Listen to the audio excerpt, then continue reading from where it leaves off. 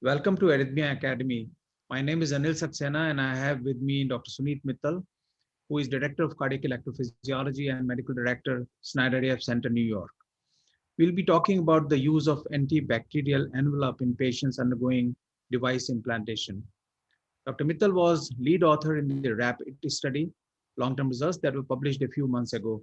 Welcome, Dr. Mittal, to Arrhythmia Academy. Thanks very much for having me. So let me begin by asking you, you have been working in this field for quite some time.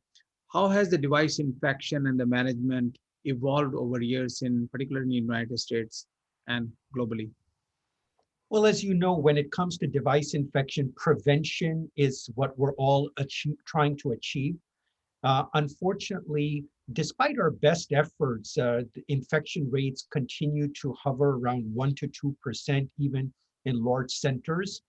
And so the entire genesis of RAPID was to see whether incremental use of this antibacterial envelope could help us achieve our mission or the so-called drive to zero infections.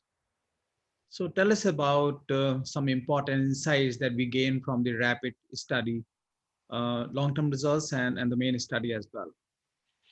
So I think the important thing to know is when RAPID was designed, at the time there was only one intervention proven in the context of a randomized clinical trial to decrease the risk of device infections, and that was administration of intravenous antibiotics within an hour or two of the incision. So our center and others had begun to report observational data that use of the antibacterial envelope in high-risk patients could reduce the subsequent risk of device infection.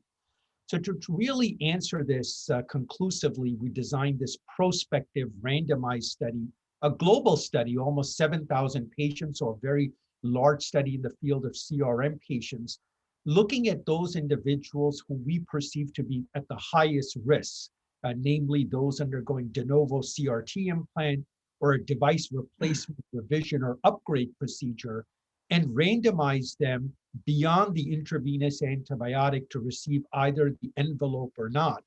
And what we found was that whether looking at 1 year or out to 3 years, there was nearly a 40% reduction in major infections with no increase in complication rate.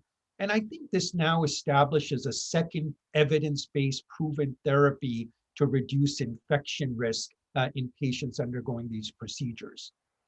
Thank you. I think that's a very significant reduction. In absolute terms, I think it translates to around 0.6 to 0.8%. I think any reduction in device infection is very welcome, and we make every effort to reduce infection rate to whatever extent we can. So, do you think that it should be used in every patient, or you think any particular patient group or the device group is more important as far as usage of this envelope is concerned? Sure, I think that that's an excellent question. So I would say that we have to look at the data in totality. And so I think at the current time, anyone who was eligible to receive the envelope as part of the RAPID study, certainly by the currently available evidence, merits consideration for the envelope. Within RAPID, we could not identify particular patients who were at specifically higher risk beyond the demographics that I outlined earlier. We continue to look to see if we could identify a high-risk population. We're not there just yet.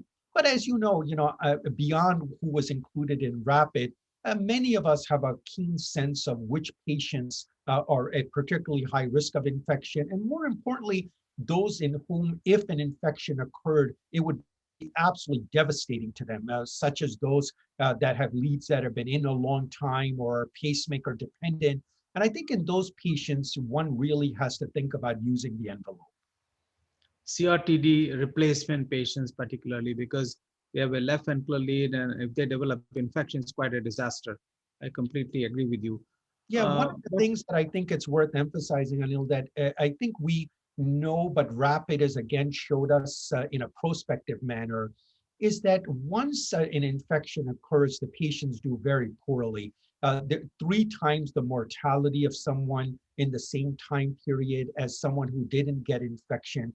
And so when the infection occurs, the game is lost to some extent. And it really, again, highlights the importance of seeking preventive solutions to this problem. So do you remember offhand as to how many percentage were replacement cases or how many were new cases in the RAPID study? Because obviously the infection rates are higher in the replacement cases.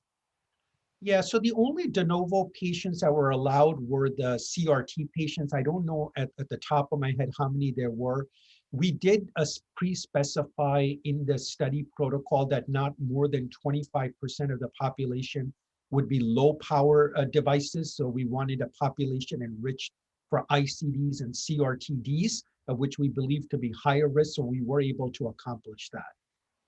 What do you think would be the your thoughts on the cost effectiveness of this particular antibacterial envelope, and uh, which are the patients where something which could be at a disadvantage because of any disadvantages of this particular uh, therapy or option? Yeah. So I think that you raise an excellent point because to my mind, the only issue to really think about here is cost, because if there was no cost and this was a free intervention, for example, we would use this in all patients. And by that, I mean, we really don't see any increase in complication rate with the use of this envelope. There are virtually no reports of allergies or other reactions to the envelope. And importantly, the envelope dissolves over 8 to 10 weeks after the implant, so it will not interfere with subsequent device procedures in these patients. So then it really becomes the issue of cost. And of course, cost will vary from country to country, healthcare system to system, whether the patient is paying out of pocket or insurance is paying. We've recently had the opportunity to do a cost-effective analysis in the US population.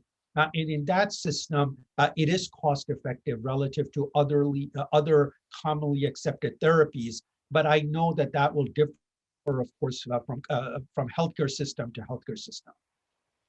It comes quite a steep cost, and so obviously. And how does it compare with the other practices? Like, for example, some doctors like to flush the pocket with the antibiotic or give some injection of antibiotic in the pocket. How would you, in your opinion, would it compare with that?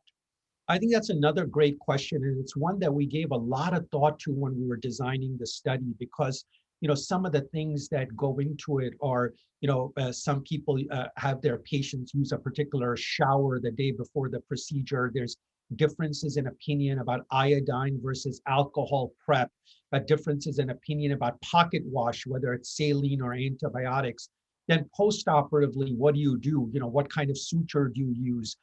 Is it post-operative intravenous or oral antibiotics, the duration of therapy? Is it being done in an OR or an electrophysiology suite? And then we decided that, honestly, to be a pragmatic trial, we could not control for all of these variables, and that we had to accept that the only proven variable was the administration of IV antibiotics prior to the procedure. And so that was compulsory in all patients. Everybody received that. And the idea was to see what is the incremental benefit of the envelope on a background of that therapy. Now, we're going to be looking at some of these other variables. Of course, it'll be observational data. It's not going to be prospective randomized data to see if any of these other variables you mentioned makes a difference or not. But I don't think that we're going to be able to conclusively answer that from this study. And I think in the near term, that decision is still going to be left to the individual beliefs of the surgeon. I think these are very important insights about the antibacterial envelope. I thank you very much for this interview, and thank you so much for your insights. Thank you for having me.